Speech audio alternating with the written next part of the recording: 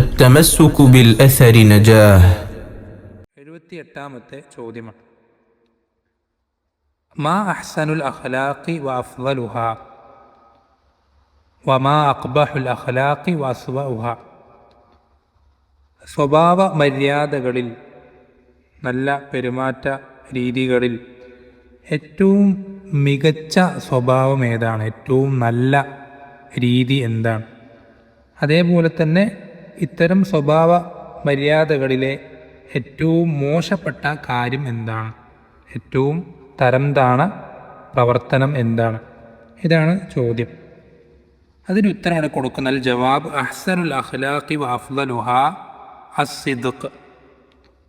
സ്വഭാവങ്ങളിൽ വെച്ച് ഏറ്റവും മികച്ച, ഏറ്റവും നല്ല സ്വഭാവം എന്നുള്ളത് അത് അസ്സിദ്ഖ്, സത്യസന്ധതയാണ്. ഏറ്റവും നല്ല സ്വഭാവം. വ അഖ്ബഹുൽ അഖ്ലാഖി വ അസ്വഉഹ അൽ കദിബ്. അതേപോലെ ഏറ്റവും മോശപ്പെട്ട, ഏറ്റവും വൃത്തികെട്ട സ്വഭാവം എന്നുള്ളത് കദിബ്, കളവ് പറയലാണ്. ഇതാണ് ചോദ്യോത്തരം. നമ്മൾ ശ്രദ്ധിക്കണം. ദീനുൽ ഇസ്ലാമിൽ നമുക്കറിയാം ഏറ്റവും പ്രധാനപ്പെട്ടത് വിശ്വാസ കാര്യങ്ങളാണ്, തൗഹീദും ഈമാനും ഒക്കെയാണ്. അത് കഴിഞ്ഞാൽ പിന്നെ ഇബാദത്തുകൾക്കൊക്കെ വളരെയധികം സ്ഥാനമുണ്ട്. പക്ഷേ തൗഹീദും ഈമാനും കഴിഞ്ഞാൽ വളരെയധികം ദീനുൽ ഇസ്ലാം പ്രാധാന്യം കൽപ്പിച്ചിട്ടുള്ളൊരു വിഷയമാണ് നമ്മുടെ സ്വഭാവ പെരുമാറ്റ മര്യാദകൾ എന്നുള്ളത്. നമുക്കറിയാലോ, നമ്മുടെ തൗഹീദും ഈമാനും മറ്റുള്ള ഇബാദത്തുകളുമൊക്കെ നമ്മൾ റബ്ബിനോട് പൂർത്തീകരിക്കേണ്ട ബാധ്യതകളാണ്, കടമകളാണ്. എന്നാൽ നമ്മുടെ പെരുമാറ്റ മര്യാദകൾ, സ്വഭാവ രീതികളൊക്കെ അതൊക്കെ മറ്റുള്ള പടപ്പുകളുമായി ബന്ധപ്പെട്ട കാര്യങ്ങളാണ്. അപ്പം നമ്മൾ ശ്രദ്ധിക്കേണ്ടത്, നമ്മൾക്ക് നമ്മുടെ റബ്ബിനോട് പാലിക്കേണ്ട ബാധ്യതകളിൽ അത് തൗഹീദും ഈമാനും അല്ലാത്ത മറ്റെന്തെങ്കിലും വിഷയങ്ങളിൽ ചെറിയ എന്തെങ്കിലും വീഴ്ചകൾ സംഭവിക്കുകയാണെന്ന് വിചാരിക്കുക. അത് നമുക്ക് പുറത്തു കിട്ടാനുള്ള സാധ്യത വളരെ കൂടുതലാണ്. നമ്മുടെ തൗഹീദ് കുറ്റമറ്റതായി നിൽക്കുന്നുണ്ടെങ്കിൽ, നമ്മുടെ ഈമാൻ ശരിയായ ഈമാനാണെങ്കിൽ റബ്ബ് സുബ്ഹാനഹു വ തആല നമുക്കത് വളരെ എളുപ്പത്തിൽ പുറത്തു തരാനുള്ള സാധ്യത വളരെ കൂടുതലാണ്. എന്നാൽ റബ്ബിൻ്റെ മറ്റ് പടപ്പുകളുമായി ബന്ധപ്പെട്ട് നിൽക്കുന്ന തിന്മകൾ അത് അപ്രകാരമല്ല. അത് വളരെ പേടിക്കേണ്ട, റബ്ബ് സുബ്ഹാനഹു വ തആല അതൊരിക്കലും വിട്ടു തരികയില്ല എന്ന് പഠിപ്പിച്ചു തന്ന തിന്മകളാണ് നമുക്കും മറ്റ് പടപ്പുകൾക്കും ഇടയിലുള്ള തിന്മകൾ. അതുകൊണ്ടാണ് ദീനുൽ ഇസ്ലാം ഈ സ്വഭാവത്തിന്, പെരുമാറ്റ മര്യാദകൾക്ക് ഇത്രയധികം പ്രാധാന്യം കൽപ്പിച്ചിട്ടുള്ളത്. അതുകൊണ്ടാണ്. അപ്പം ഈ സ്വഭാവ മര്യാദകളിൽ ഏറ്റവും പ്രധാനപ്പെട്ട മര്യാദയായി പഠിപ്പിച്ചു തന്നിട്ടുള്ളത് സത്യസന്ധത പാലിക്കുക എന്നുള്ളതാണ്. അതാണ് സിദ്ഖ്. നമ്മൾ ശ്രദ്ധിക്കണം. സത്യസന്ധത എന്ന് പറയുമ്പോൾ നമുക്കറിയാം, ഉള്ളും പുറവും ഒരുപോലെ ആവുക. നമുക്ക് എളുപ്പത്തിൽ മനസ്സിലാവുന്ന ഭാഷയിൽ പറയുകയാണെങ്കിൽ നമ്മുടെ ഉള്ളും പുറവും ഒരുപോലെ ആവുക, അതാണ് സത്യസന്ധത കൊണ്ട് ഉദ്ദേശിക്കുന്നത്. ഇല്ലാത്തൊരു കാര്യം പറയുന്നതാണല്ലോ കളവ് കൊണ്ട് ഉദ്ദേശിക്കുന്നത്. ഉള്ളത് മാത്രം സംസാരിക്കുക, നമ്മൾ പറയുന്നത് ചെയ്യുക, ചെയ്യുന്നത് പറയുക, ഇതൊക്കെയാണ് സത്യസന്ധതയുടെ അത് പ്രകടമാവുന്ന രൂപങ്ങൾ. അതൊക്കെയാണ്. ഇപ്പം ഏതുപോലെ നമ്മൾ അഷ്ഹദു അല്ലാ ഇലാഹ ഇല്ലല്ലാഹ്, ലാ ഇലാഹ ഇല്ലല്ലാഹ്, അല്ലാഹു അല്ലാതെ ആരാധനക്കർഹനായി മറ്റാരും ഈ പ്രപഞ്ചത്തിലില്ല എന്ന് നമ്മൾ പ്രഖ്യാപിക്കുമ്പോൾ ആ പറയുന്ന ഒരാൾ ആ പറയുന്ന വാക്കിനോട് സത്യസന്ധത പുലർത്തേണ്ടത് എങ്ങനെയാണ്? അവൻ്റെ ജീവിതത്തിലെ എല്ലാ സാഹചര്യങ്ങളിലും, ഏത് പ്രതിസന്ധി ഘട്ടങ്ങളിലും അവൻ്റെ എല്ലാ ഇബാദത്തുകളും അള്ളാഹുവിന് മാത്രം നൽകിക്കൊണ്ടാണ് അവൻ ആ പറഞ്ഞ വാക്കിനോട് സത്യസന്ധത പാലിക്കേണ്ടത്. അതേപോലെ തന്നെ നമ്മൾ പറയുന്ന ഓരോ കാര്യങ്ങളിലും സത്യസന്ധത പ്രകടമാകേണ്ടതുണ്ട്. ഉദാഹരണത്തിന്, നമ്മൾ അള്ളാഹുവിനെ ഭയപ്പെടുന്നുണ്ട് മറ്റെല്ലാവരെക്കാളും, ഏതൊരു രാജാവിനേക്കാളും, ഏതൊരു ഭരണാധികാരിയേക്കാളും, ശിക്ഷിക്കുന്ന ഏതൊരാളെക്കാളും കഠിനമായി ശിക്ഷിക്കുന്നവനാണ് അള്ളാഹു സുബ്ഹാനഹു വ തആല. അതുകൊണ്ട് അവനെ മറ്റെന്തെന്നിനേക്കാളും നമ്മൾ ഭയപ്പെടുന്നുണ്ട് എന്ന് പറയുമ്പോൾ ആ പറയുന്ന വാക്കിനെ സത്യസന്ധത കാണിക്കുക എന്നുള്ളത് അത് നമ്മുടെ ജീവിതത്തിലെ പ്രവർത്തനങ്ങൾ കൊണ്ട് നമ്മളിത് കാണിക്കുക തന്നെ വേണം. അപ്പോൾ കേവലം നാവ് കൊണ്ട് മാത്രം പ്രകടിപ്പിക്കുന്ന ഒരു കാര്യമല്ല സത്യസന്ധത എന്നുള്ളത്. അത് നമ്മുടെ പ്രവർത്തനങ്ങൾ കൊണ്ടും നിലപാടുകൾ കൊണ്ടൊക്കെ അത് നമ്മുടെ ജീവിതം കൊണ്ട് തെളിയിക്കേണ്ട ഒരു കാര്യമാണ് സത്യസന്ധത എന്നുള്ളത്. അപ്പോൾ ഈ സത്യസന്ധത നമ്മൾ ശ്രദ്ധിക്കണം. നമുക്ക് പറയുമ്പോൾ വളരെ സിമ്പിളായിട്ടുള്ളൊരു കാര്യമാണെങ്കിൽ കൂടെ അത് ജീവിതത്തിൽ നടപ്പിലാക്കുവാനും അത് പൂർത്തീകരിക്കുവാനും അങ്ങേയറ്റം ബുദ്ധിമുട്ടുള്ള പ്രയാസമുള്ളൊരു കാര്യമാണ്. എത്രത്തോളം പണ്ഡിതന്മാർ പഠിപ്പിച്ചു തരാറുണ്ട്. നമ്മുടെ മുൻപ് കഴിഞ്ഞു പോയ വലിയ വലിയ ശ്രേഷ്ഠരായ നമ്മുടെ മുൻഗാമികൾ, സ്വഹാബത്താണെങ്കിലും അവരെ പിൻപറ്റിയ താബീയങ്ങളാണെങ്കിലും, നമ്മൾ അവരുടെ പല ചരിത്രങ്ങളും കേൾക്കുമ്പോൾ, പല സംഭവങ്ങളും നമ്മൾ പഠിക്കുമ്പോൾ, നമ്മളൊക്കെ ചെയ്യുന്നത് പോലെ അല്ലെങ്കിൽ നമ്മളിൽ ഒരാൾ പരിശ്രമിച്ചാൽ ചെയ്യാൻ പറ്റുന്ന അത്രയും ഇബാദത്തുകളൊക്കെ അവരും ചെയ്തിട്ടുള്ളൂ. നമ്മളിൽ ഒരാൾ ഒന്ന് പരിശ്രമിച്ചാൽ, റബ്ബിൻ്റെ സഹായമുണ്ടെങ്കിൽ നമുക്കൊക്കെ എത്തിപ്പിടിക്കാൻ പറ്റുന്ന ആ ഒരു അളവിലുള്ള പ്രവർത്തനങ്ങളാണ് പല സ്വഹാബത്തും അല്ലെങ്കിൽ പല താബീയങ്ങളൊക്കെ ചെയ്തിട്ടുള്ളത്. പക്ഷേ നമ്മൾ ചിന്തിക്കണം, എന്നിട്ടും എന്തുകൊണ്ടാണ് അള്ളാഹു സുബ്ഹാനഹു വ തആല അവരെ പ്രത്യേകം ദറജകൾ അവർക്ക് നിശ്ചയിച്ചു കൊടുത്തത്? അവർക്ക് പ്രത്യേകം പല പദവികൾ ദുനിയാവിലും ആഖിറത്തിൽ നിശ്ചയിച്ചു കൊടുത്തത് എന്തുകൊണ്ടാണ്? അവരെ മാത്രം അള്ളാഹു തൃപ്തിപ്പെട്ടു എന്ന് പഠിപ്പിച്ചെന്ന് എന്തുകൊണ്ടാണ്? ഇതൊക്കെ ചിന്തിക്കുമ്പോൾ പണ്ഡിതന്മാർ പറയുന്നതിൻ്റെ ഏറ്റവും പ്രധാനപ്പെട്ട കാരണം എന്നുള്ളത് അവരുടെ പ്രത്യക്ഷത്തിലുള്ള അമലുകളോ അല്ലെങ്കിൽ മറ്റെന്തെങ്കിലും കാര്യങ്ങളൊന്നുമല്ല, മറിച്ച് അവരുടെ ഹൃദയത്തിനകത്തുണ്ടായിരുന്ന സത്യസന്ധതയാണ്. അതാണ് ഏറ്റവും വലിയ കാരണം. ഇമാം അഹ്മദിനോട് സിദ്ഖിനെ പറ്റി, സത്യസന്ധതയെപ്പറ്റി പറയപ്പെടുമ്പോൾ അദ്ദേഹം പറയുന്നത് ബിഹാദ ഇർതഫഅൽ ഖൗം, ഈ സത്യസന്ധത കൊണ്ടാണ് എന്ത് ചെയ്തത്, നമ്മുടെ മുൻഗാമികൾ നമ്മളെക്കാൾ മുകളിലേക്ക് എത്തിയത് എന്ന് ഇമാം അഹ്മദ് റഹിമഹുല്ലാഹ് പറയുന്നതായി സ്ഥിരപ്പെട്ടു വന്നിട്ടുണ്ട്. അപ്പോൾ സത്യസന്ധത എന്നുള്ളത് ഞാൻ ചില ഉദാഹരണങ്ങൾ പറഞ്ഞാൽ നിങ്ങൾക്ക് മനസ്സിലാവും. ഒരുപാട് മേഖലകളിലുള്ള വലിയൊരു വിഷയമാണ്. ഞാൻ എന്തെങ്കിലും ചില ഭാഗങ്ങൾ മാത്രം പ്രധാനപ്പെട്ട സൂചിപ്പിക്കാം. നിങ്ങൾ നോക്കിയേ, നമുക്ക് ദീനിൻ്റെ അധ്യാപനങ്ങൾ, ദീനിൻ്റെ അറിവുകൾ, നമ്മൾ കുറേ കേട്ട് മനസ്സിലാക്കിയ അറിവുകൾ ധാരാളം ഉണ്ടാവും. ഒരുപാട് വിഷയങ്ങൾ നമ്മൾ കേട്ടിട്ടുണ്ടാവും, വായിച്ചിട്ടുണ്ടാവും, പഠിച്ചിട്ടൊക്കെ ഉണ്ടാവും. പക്ഷെ നമ്മുടെ ജീവിതത്തിൽ ആ പഠിച്ച അറിവുകളുമായി നമ്മൾ നമ്മുടെ അമലുകളെ, പ്രവർത്തികളെ തട്ടിച്ചു നോക്കുമ്പോൾ ഒരു ചെറിയൊരു ശതമാനം പോലും, അല്ലെ സക്കാത്തിന് 2.5% സമ്പത്ത് നിന്ന് കൊടുക്കുന്ന പോലെ നമ്മൾ ഈ കേട്ട അറിവുകളുടെ 2.5% പോലും നമ്മുടെ ജീവിതത്തിൽ അമലുകളായി വരുന്നില്ല. നമ്മുടെ ജീവിതത്തിൽ മാറ്റം വരുന്നില്ല. നമ്മൾ കുറേ കേട്ടു, ആ വിഷയം കേട്ടു, ഈ വിഷയം കേട്ടു, ഈ പുസ്തകം വായിച്ചു, ആ പുസ്തകം വായിച്ചു. നമ്മൾ കേൾക്കാത്ത വിഷയങ്ങളുണ്ടാവില്ല, വായിക്കാത്ത പുസ്തകങ്ങളുണ്ടാവില്ല, പക്ഷേ നമ്മുടെ ജീവിതത്തിൽ ഒരു അമലും ഉണ്ടാവില്ല. അതെന്തുകൊണ്ടാണ്? അത് ഈ സിദ്ഖ് എന്നുള്ള ഈ വിശേഷണം, ക്വാളിറ്റി നമ്മളില്ലാത്തതുകൊണ്ടാണ്. പക്ഷെ നേരെ തിരിച്ച് നമ്മൾ സ്വഹാബത്തിൻ്റെ ജീവിതം നോക്കി എളുപ്പത്തിൽ മനസ്സിലാവും സിദ്ഖിൻ്റെ പ്രാധാന്യം. അവരിൽ ഒരാൾക്ക് ഒരു വിഷയം, ഒരു സുന്നത്ത്, ഒരു ഹദീസ് വന്നെത്തിക്കഴിഞ്ഞാൽ ഇങ്ങനൊരു കൽപ്പനയുണ്ട്, ഇങ്ങനൊരു ശ്രേഷ്ഠതയുണ്ട്, ഇങ്ങനൊരു പ്രതിഫലം കിട്ടുന്നൊരു കാര്യമുണ്ട് എന്നവർക്ക് അവരുടെ ചെവികളിലേക്ക് എത്തിക്കഴിഞ്ഞാൽ പിന്നെ അവരുടെ ജീവിതത്തിൽ മരിക്കുന്നവരത് ഒഴിവാക്കൂല. എത്രയോ ഉദാഹരണങ്ങൾ, ഞാൻ ചിലത് മാത്രം പറയാം. ഇപ്പോൾ അലി റളിയല്ലാഹു അൻഹു നബി സല്ലല്ലാഹു അലൈഹി വസല്ലമയുടെ ദഅവത്ത് സ്വീകരിച്ചതിൽ ഒന്നാമനുമാണ്. അദ്ദേഹത്തിൻ്റെ പേരെക്കുട്ടി നമുക്കറിയാം. അദ്ദേഹത്തിൻ്റെ ശ്രേഷ്ഠത ധാരാളമാണ്. ഖുലഫാഉർ റാഷിദീങ്ങളിൽ 4ാമത്തെ ഖലീഫയാണ് റളിയല്ലാഹു അൻഹു. അദ്ദേഹം നബി സല്ലല്ലാഹു അലൈഹി വസല്ലമ അദ്ദേഹത്തിന് ഒരു ദിക്ർ പഠിപ്പിച്ചു കൊടുത്ത സന്ദർഭം നമുക്ക് പഠിപ്പിച്ചു തരുന്നുണ്ട്. ഏതാണ് ദിക്ർ? ഉറങ്ങുന്നതിന് മുമ്പ്, ഉറങ്ങാൻ കിടക്കുന്നതിന് മുമ്പ് 33 പ്രാവശ്യം സുബ്ഹാനല്ലാഹ്, 33 പ്രാവശ്യം അൽഹംദുലില്ലാഹ്, 34 പ്രാവശ്യം അല്ലാഹു അക്ബർ. ഇതൊക്കെ നമുക്കും അറിയുന്ന ദിക്ർ തന്നെയാണ്. പക്ഷെ അദ്ദേഹം പറയുന്നൊരു വാക്കുണ്ട്. അദ്ദേഹം പറയുന്നത്, ഞാൻ നബി സല്ലല്ലാഹു അലൈഹി വസല്ലമ എനിക്ക് ഈ ദിക്ർ പഠിപ്പിച്ചെന്നതിൽ പിന്നെ എൻ്റെ ജീവിതത്തിൽ ഇത് ചൊല്ലാതെ ഞാൻ ഒരു രാത്രി പോലും ഉറങ്ങിയിട്ടില്ല എന്ന് അദ്ദേഹം പറഞ്ഞു. അപ്പോൾ കൂടെയുള്ള താബീയങ്ങൾ ചോദിക്കുന്നത്, വലാ ലൈലത്ത സിഫീൻ, സിഫീൻ രാത്രി, സിഫീൻ യുദ്ധത്തിൻ്റെ രാത്രി എന്ന് വെച്ചാൽ അദ്ദേഹത്തിൻ്റെ ജീവിതത്തിൽ ഏറ്റവും വലിയ പരീക്ഷണമായി അങ്ങേയറ്റം അദ്ദേഹത്തിന് പ്രയാസം നേരിടേണ്ടി വന്നൊരു ദിവസമാണ് സിഫീൻ യുദ്ധത്തിൻ്റെ സമയം. അന്നത്തെ രാത്രി പോലും താങ്കളിത് ചൊല്ലിയിട്ട് തന്നെയാണ് ഉറങ്ങിയത് എന്ന് താബീയങ്ങൾ അത്ഭുതത്തോടെ ചോദിക്കുമ്പോൾ അദ്ദേഹം വലാ ലൈലത്ത് സിഫീൻ, സിഫീനിൻ്റെ രാത്രിയും ഞാനിത് ചൊല്ലിയിട്ടേ ഉറങ്ങിയിട്ടുള്ളൂ എന്ന് അദ്ദേഹം പറയാം. അപ്പോൾ സത്യസന്ധത എന്ന് പറയുന്നത് അതാണ്. അല്ലെ, ജുവൈരിയ റളിയല്ലാഹു അൻഹ, നബി സല്ലല്ലാഹു, നമ്മുടെ ഉമ്മയാണ്, നബി സല്ലല്ലാഹു അലൈഹി വസല്ലം ഭാര്യമാരിൽപ്പെട്ട ഒരു ഭാര്യ. അവർ പറയുന്നത്, നബി സല്ലല്ലാഹു അലൈഹി വസല്ലം എനിക്കൊരു ഹദീസ് പറഞ്ഞു തന്നു. എന്താണ് ആ ഹദീസ്?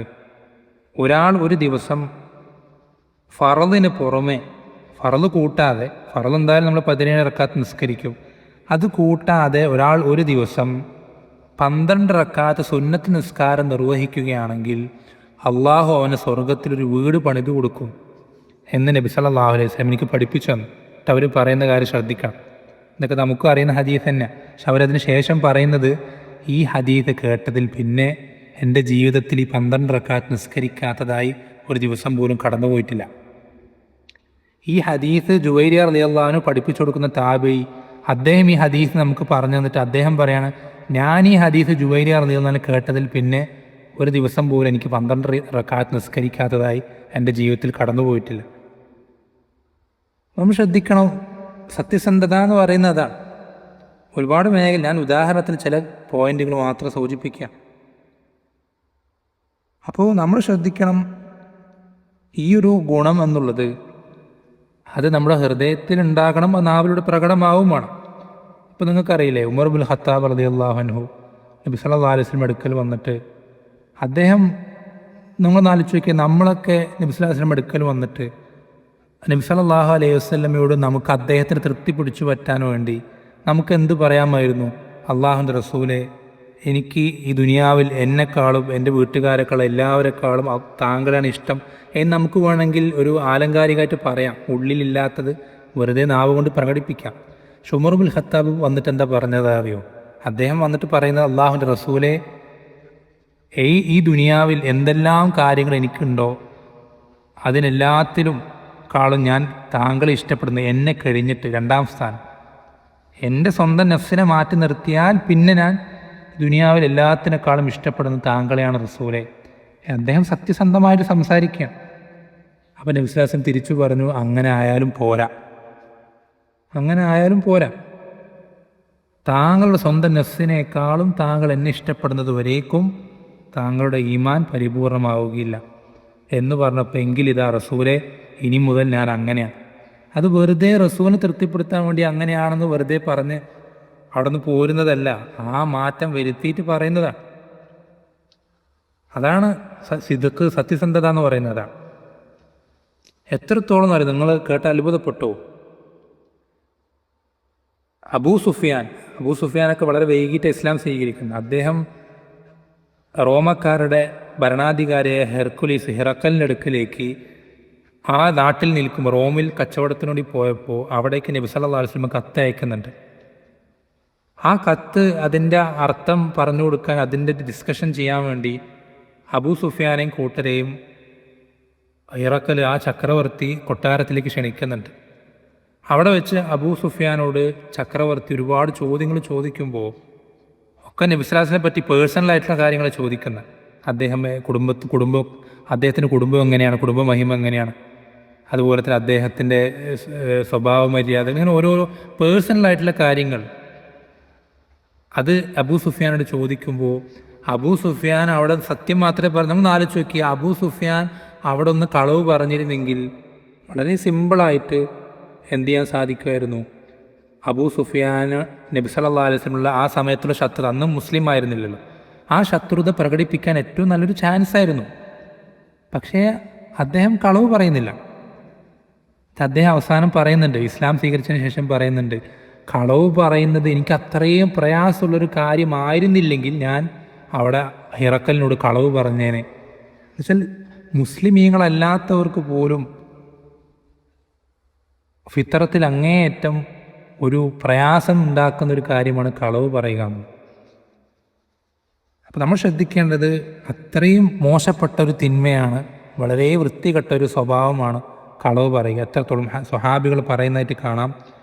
നബി സല്ലല്ലാഹു അലൈഹി വസല്ലമയ്ക്ക് കളവ് പറയുന്നതിനേക്കാൾ വെറുപ്പുണ്ടായിരുന്ന, അദ്ദേഹം ദേഷ്യം കാണിച്ചിരുന്ന വേറൊരു സ്വഭാവമില്ല.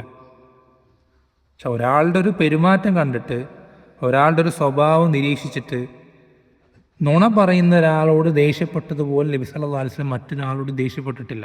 എത്രത്തോളം ഹദീസിൽ കാണാം, അയാൾ ആ പറഞ്ഞ നുണയിൽ നിന്ന് ഖേദിച്ചു തൗബ ചെയ്തു മടങ്ങി എന്നറിഞ്ഞിട്ടല്ലാതെ നബി സല്ലല്ലാഹു അലൈഹി വസല്ലമയ്ക്ക് അയാളോട് മുമ്പുള്ളതുപോലെ പെരുമാറാൻ കഴിയൂല.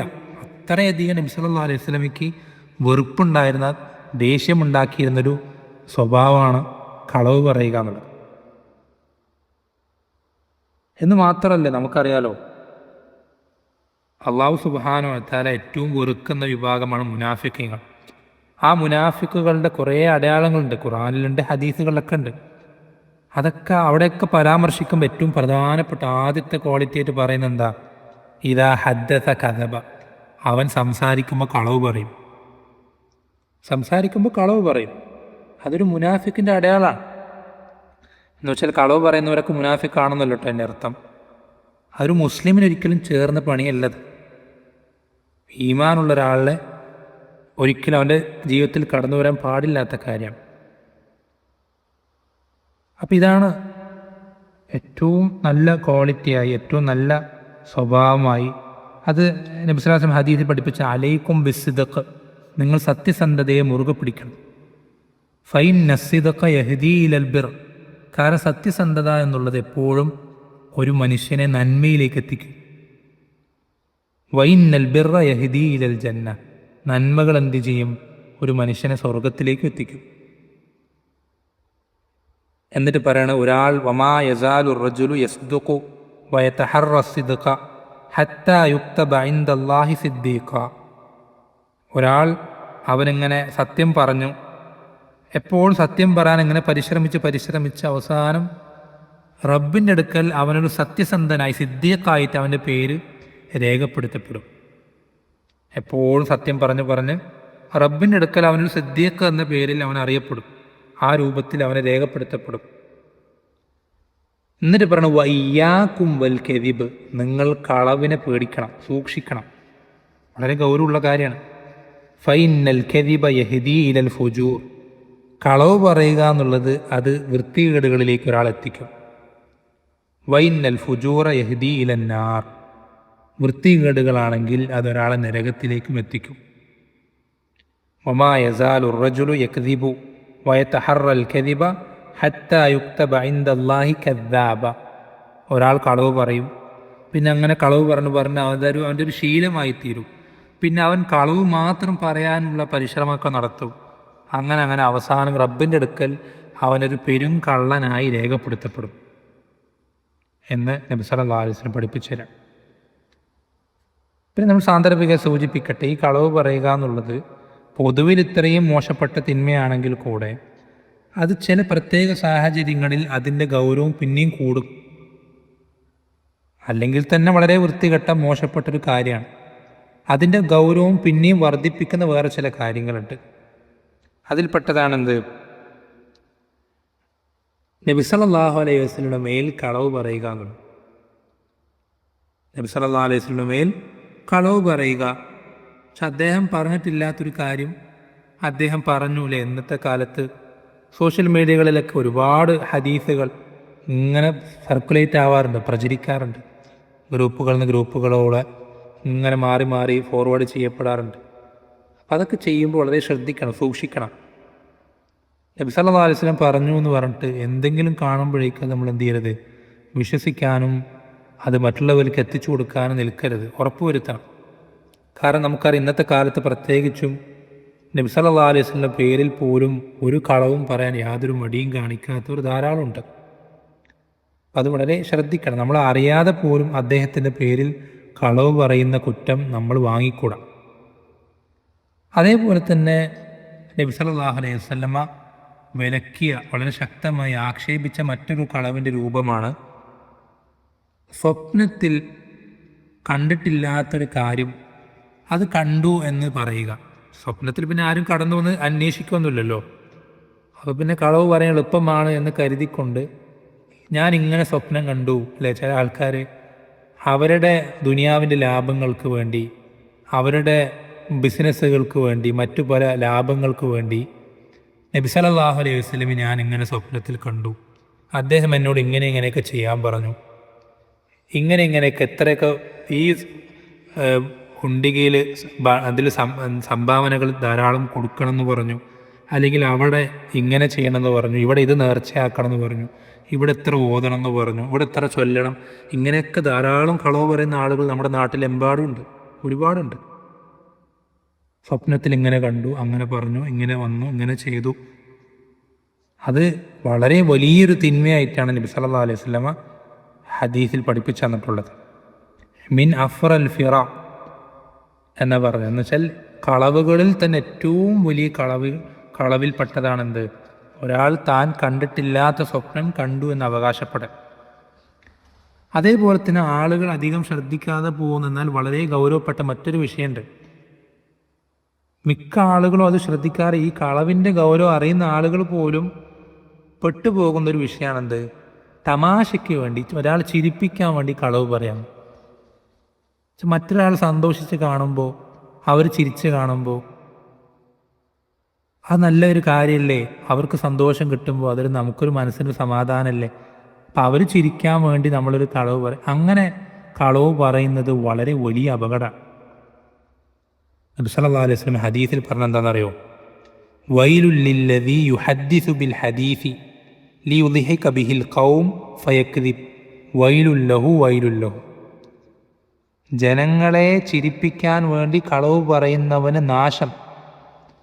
വൈലുല്ലഹു വൈലുല്ല, അവന് നാശം. ആവർത്തിച്ച് പറയാം. പക്ഷെ അങ്ങേയറ്റം പേടിക്കേണ്ട ഗൗരവമുള്ള വിഷയമാണ്. നമുക്ക് ആൾക്കാരെ ചിരിപ്പിക്കണമെന്നുണ്ടെങ്കിൽ, അല്ലെങ്കിൽ മറ്റൊരാളെ സന്തോഷിപ്പിക്കണമെന്നുണ്ടെങ്കിൽ വേറെ ഒരുപാട് വഴികളുണ്ട്. അവർക്ക് സമ്മാനം കൊടുക്കുകയോ, അല്ലെങ്കിൽ അവരെ എവിടെയെങ്കിലും കൊണ്ടുപോവുകയോ, അല്ലെങ്കിൽ എന്തെങ്കിലും നല്ല വിശേഷങ്ങൾ അന്വേഷിക്കുകയോ, വേണ്ട കാര്യങ്ങൾ ചെയ്തു കൊടുക്കുക, അങ്ങനെ ഒരുപാട് വേറെ വഴികളുണ്ട്. ഒരിക്കലും കളവ് പറഞ്ഞിട്ട് ആളുകളെ ചിരിപ്പിക്കുക എന്നുള്ളത് വലിയ അപകടമാണ്. അതിലൊരിക്കലും നമ്മൾ പെട്ടുപോകരുത്. മറ്റൊരു ഹദീസിൽ കാണാൻ നബി സല്ലല്ലാഹു അലൈഹി വസല്ലം പറയുന്നത്, അന സഈമുൻ ബിബൈത്തിൻ ഫി വസത്തിൽ ജന്ന. സ്വർഗത്തിൻ്റെ നടുവിൽ ഒരു വീട് ഞാൻ എന്ത് ചെയ്യാം? ഉറപ്പ് തരാം. ആർക്ക്? ലിമൻ തറക്കൽ കദിബ വൈൻ കാന മാസിഹൻ. തമാശയ്ക്ക് വേണ്ടിയാണെങ്കിൽ പോലും കളവ് പറയാതെ, ജീവിതത്തിൽ കളവ് പറയാതെ സൂക്ഷിക്കുന്ന ഒരാൾക്ക് സ്വർഗത്തിൻ്റെ നടുവിൽ ഞാനൊരു വീട് ഉറപ്പ് നൽകാം എന്ന് നബി സല്ലല്ലാഹു അലൈഹി വസല്ലം ഹദീസിൽ പഠിപ്പിച്ച് നമുക്ക് ഉറപ്പ് തരാം. തമാശയ്ക്കാണെങ്കിൽ പോലും കളവ് പറയാതിരിക്കുക എന്നുള്ളത്. പിന്നെ ശ്രദ്ധിക്കണം, ചില ആളുകൾ കളവ് പറഞ്ഞിട്ട് മറ്റുള്ളവരുടെ അവകാശങ്ങൾ തട്ടിയെടുക്കുന്ന ആളുകളൊക്കെ ഉണ്ട്. ഇപ്പോൾ കള്ളസത്യം ചെയ്യുക, അതുപോലെ കള്ളസാക്ഷി പറയുക, അല്ലേ? കോടതിയിലൊക്കെ അല്ലെങ്കിൽ ഇങ്ങനെ ജഡ്ജിമാരുടെ മുന്നിലൊക്കെ നിൽക്കുന്ന സന്ദർഭങ്ങളിൽ അതൊക്കെ വളരെ വിലപ്പെട്ട കാര്യങ്ങളാണ്. അപ്പോൾ മറുഭാഗത്ത് കാര്യമായ തെളിവുകളൊന്നും ഹാജരാക്കാനില്ലെങ്കിൽ ഇത്തരം കള്ളസത്യങ്ങൾ, കള്ളസാക്ഷികൾ കൊണ്ടൊക്കെ പല നേട്ടങ്ങളും നേടിയെടുക്കാൻ പറ്റും. സമ്പത്തോ ഭൂമിയോ മറ്റു പലതും, ജോലി, പല കാര്യങ്ങളും കരസ്ഥമാക്കിയെടുക്കാൻ പറ്റും. അപ്പം അങ്ങനെ നമ്മൾ മറ്റൊരാൾക്ക് അവകാശപ്പെട്ടൊരു കാര്യം നമ്മുടെ കള്ളസത്യം കൊണ്ടോ കള്ളസാക്ഷി കൊണ്ടോ അങ്ങനെ എന്തെങ്കിലും ഒരു കള്ളം കൊണ്ട് നമ്മൾ നേടിയെടുത്തു കഴിഞ്ഞാൽ നബി സല്ലല്ലാഹു അലൈഹി വസല്ലം പഠിപ്പിച്ചെന്ന് ഫഖദ് ഔജബല്ലാഹു ലഹുന്നാർ, അള്ളാഹു അവനെ നരകത്തെ നിർബന്ധമാക്കി എന്ന് പഠിപ്പിച്ചു. വഹറമ അലൈഹിൽ ജന്ന, അള്ളാഹുവിന് സ്വർഗത്തെ ഹറാമാക്കി. എത്രമാത്രം ഗൗരവമുള്ള വാക്കാണത്! അള്ളാഹുവിന് സ്വർഗത്തെ ഹറാമാക്കുകയും നരകത്തെ നിർബന്ധമാക്കുകയും ചെയ്തു. അപ്പോൾ ഒരു സഹാബി ചോദിക്കുന്നുണ്ട്, അള്ളാഹുവിൻ്റെ റസൂലെ, അവനിങ്ങനെ തട്ടിയെടുക്കുന്ന കാര്യം നിസ്സാരമായിട്ടുള്ള ചെറിയ എന്തെങ്കിലും കാര്യമാണെങ്കിലോ റസൂലെ? അപ്പം നബി സല്ലല്ലാഹു അലൈഹി വസല്ലം പഠിപ്പിച്ചെന്തെന്നറിയോ? ഒരു അറാക്കിൻ്റെ കഷ്ണമാണെങ്കിൽ പോലും. ഒരു അറാക്കിൻ്റെ കഷ്ണം എന്ന് പറഞ്ഞാൽ എത്ര വില ഉണ്ടാവും? നമ്മുടെ ഇന്നത്തെ കാലത്ത് വാല്യൂ വെച്ച് നോക്കുകയാണെങ്കിൽ ഒരു 50 റുപ്യ മാക്സിമം പോയ അത്രയും വാല്യൂ ഉള്ളൊരു കാര്യമാണ് നമ്മൾ മറ്റൊരാൾക്ക് അവകാശപ്പെട്ടത്, നമുക്ക് അർഹതപ്പെട്ടതല്ല എന്ന് അറിഞ്ഞിട്ടും കള്ളം പറഞ്ഞ് കള്ളസത്യം ചെയ്ത് കള്ളസാക്ഷി നിന്നിട്ട് നമ്മൾ തട്ടിയെടുക്കുന്നതെങ്കിൽ അള്ളാഹു അവനെ നരകം നിർബന്ധമാക്കി എന്ന് നബി സല്ലല്ലാഹു അലൈഹി വസല്ലം പഠിപ്പിച്ചത്. വളരെ പേടിക്കേണ്ട വിഷയമാണ്. എത്രത്തോളം നിങ്ങൾക്കിതിൻ്റെ ഗൗരവം മനസ്സിലായ ഒരു കാര്യം മാത്രം ചിന്തിച്ചാൽ മതി. കളവ് പറയുന്നതിൻ്റെ നമുക്കറിയാലോ, അള്ളാഹു സുബ്ഹാനഹു വ തആല എല്ലാവരും ഉയർത്തെഴുന്നേൽപ്പിക്കും ഖിയാമത്ത് നാൾ. വീണ്ടും എല്ലാവർക്കും ഒരിക്കൽ കൂടെ ജീവൻ നൽകും. അങ്ങനെ എല്ലാവരും വിചാരണ കാത്ത് കുറേ കാലം കഴിയും. നമുക്കറിയാം ആ സംഭവം. അങ്ങനെ ഒരുപാട് കാലം കാത്തു നിന്നിട്ടും വിചാരണ തുടങ്ങാതാകുമ്പോൾ എല്ലാവർക്കും ഈ കാത്തു നിൽക്കുന്നവർക്കൊക്കെ പ്രയാസം നേരിട്ടിട്ട് ഓരോരുത്തരും ഓരോ നബിമാരെടുക്കലേക്ക് എന്തു ചെയ്യും? എല്ലാവരും പോയി സംസാരിക്കാൻ തുടങ്ങും. ആദ്യം ആദം അലൈഹിസ്സലാം അടുക്കലേക്ക് പോകും, പിന്നെ നൂഹ് അലൈഹിസ്സലാം. ഈ സംഭവം നമുക്കറിയാം, വലിയൊരു സംഭവമാണ്. അതിൽ ഇബ്രാഹിം അലൈഹിസ്സലാം അടുക്കലേക്ക് പോകും. നമുക്കറിയാം അള്ളാഹുവിൻ്റെ ഖലീലാണ്. മുഹമ്മദ് സല്ലല്ലാഹു അലൈഹി വസല്ലമ കഴിഞ്ഞാൽ പിന്നെ നബിമാരിൽ ഏറ്റവും ശ്രേഷ്ഠൻ ഇബ്രാഹിം അലൈഹിസ്സലാം. അത്രയും ശ്രേഷ്ഠനായ ആ ഇബ്രാഹിം അലൈഹിസ്സലാം അടുക്കലേക്ക് ഈ ആളുകൾ പോകുമ്പോൾ ഇബ്രാഹിം അലൈഹിസ്സലാം ഞാൻ അതിന് അർഹനല്ല എന്ന് പറയാൻ വേണ്ടി അദ്ദേഹം പറയുന്ന കാരണം നിങ്ങൾ കേട്ട് അത്ഭുതപ്പെട്ടു. അള്ളാഹുവിൻ്റെ അടുക്കൽ നിങ്ങളുടെ വിചാരണ തുടങ്ങാൻ വേണ്ടി ശുപാർശ പറയാൻ ഞാൻ ആളല്ല, അതിനെനിക്ക് അർഹതയില്ല എന്ന് അതിന് ന്യായീകരണമായിട്ട് അദ്ദേഹം പറയുന്നെന്താണെന്നറിയോ? ഞാൻ എൻ്റെ ജീവിതത്തിൽ 3 കളവുകൾ പറഞ്ഞിട്ടുണ്ട്. എൻ്റെ ജീവിതത്തിൽ 3 കളവുകൾ ഞാൻ പറഞ്ഞിട്ടുണ്ട് എന്ന് പറഞ്ഞിട്ട് അതുകൊണ്ട് ഞാൻ റബ്ബിൻ്റെ മുന്നിൽ നിൽക്കാൻ ഞാൻ ഭയപ്പെടുന്നു, അല്ലെങ്കിൽ ഈ വിഷയം പറയാൻ ഞാൻ ഇഷ്ടപ്പെടുന്നില്ല എന്ന് പറഞ്ഞാൽ അദ്ദേഹം അവിടെ നിന്ന് മറ്റൊരു മൂസാ നബിയിലേക്ക് പറഞ്ഞയക്കുകയാണ്. എന്താണ് നിങ്ങളെ ഏറ്റവും അത്ഭുതപ്പെടുത്തുന്ന കാര്യം എന്താണെന്നറിയോ? ഈ 3 കളവ് എന്താണെന്നറിയോ? അതൊരിക്കലും നമ്മൾ പറയുന്ന പോലെ, നമ്മൾ വിചാരിക്കുന്നത് പോലെ നേർക്ക് നേരെ ഈ കല്ല് വെച്ച നുണാന്നൊക്കെ പറയുന്ന പോലെ പച്ചയായ കളവുകളൊന്നുമല്ല. അത് നമ്മൾ മലയാളത്തിൽ തൗരിയ എന്നൊക്കെ പറയും. എന്നുവെച്ചാൽ 2 അർത്ഥം ഉണ്ടാവും. കേൾക്കുന്ന ഒരാൾ നമ്മൾ ഉദ്ദേശിച്ച അർത്ഥമല്ല മനസ്സിലാക്കുക. ഈ 2 അർത്ഥങ്ങൾ ഉൾക്കൊള്ളുന്നൊരു വാക്കായിരിക്കും. അതും അദ്ദേഹം വെറുതെ അദ്ദേഹത്തിന് എന്തെങ്കിലും ലാഭങ്ങൾക്ക് വേണ്ടിയിട്ടൊന്നും പറഞ്ഞൊന്നല്ല.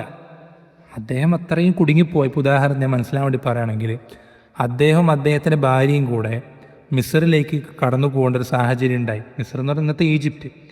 അവിടുത്തെ ഭരണാധികാരി അന്ന് ഉണ്ടായിരുന്നത് ഭാര്യയുമായി ആര് കടന്നു വന്നാലും ആ ഭാര്യയെ അയാൾ കരസ്ഥമാക്കുകയും സ്വന്തമാക്കുകയും ഭർത്താവിനെ കൊലപ്പെടുത്തുകയും ചെയ്യുന്ന അത്രയും ക്രൂരനായൊരു ഭരണാധികാരിയായിരുന്നു അന്ന് അവിടെ ഉണ്ടായിരുന്നത്. ഇത് ഇബ്രാഹിം നബിക്ക് അറിയാം അലൈഹിസ്സലാം. അദ്ദേഹം എന്ത് ചെയ്തു? ഇത് എൻ്റെ സഹോദരിയാണെന്ന് രാജാവ് ചോദിച്ചപ്പോൾ മറുപടി പറഞ്ഞു.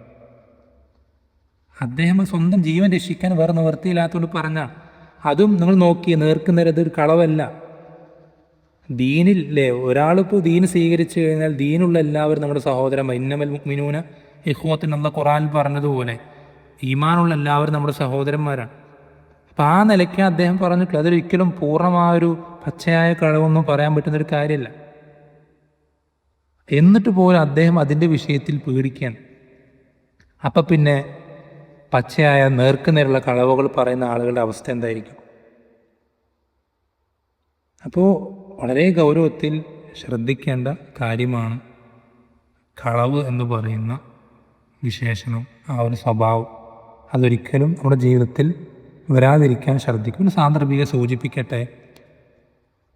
ഈ പറഞ്ഞ തൗരിയ അല്ലെങ്കിൽ ഒരർത്ഥം കേൾക്കുന്ന ഒരാൾക്ക് ഒരർത്ഥം മനസ്സിലാവുകയും പറയുന്ന ഒരാൾ മറ്റൊരർത്ഥം ഉദ്ദേശിക്കുകയും ചെയ്യുന്ന ഈ ഒരു സംസാരം, ആ ഒരു സംസാരം തന്നെ ദീൻ അനുവദിച്ചു തന്നിട്ടുള്ളത് 3 സന്ദർഭങ്ങളിൽ മാത്രമേ ഉള്ളൂ.